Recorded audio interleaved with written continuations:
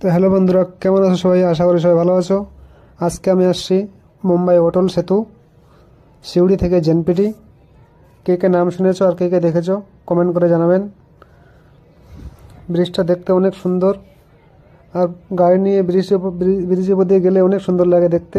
পুরা দরিয়ার মধ্যে ব্রিজ, কমসে কম 30 কিলোমিটার হবে ব্রিজটা লম্বা। ব্রিজটা ভাই জবরদস্ত বানিয়েছে। ব্রিজটা দেখতে অনেক সুন্দর, নিচে থেকে দেখতে অনেক সুন্দর। কোনটা কোন দিকে গেছে বুঝতে পারবে না। কি উঁচু উঁচু লম্বা পিলার, ভাই দেখতে অনেক সুন্দর, অনেক সুন্দর। তো কে কে দেখেছো, কে কে নাম শুনেছো কমেন্ট করে জানাবেন।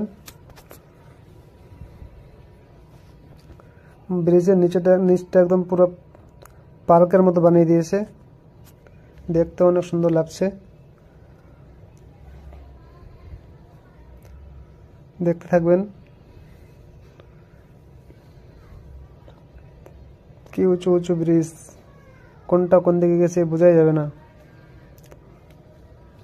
তো কে কে আসছো কমেন্ট করে জানাবেন, কে কে দেখছো কমেন্ট করে জানাবেন।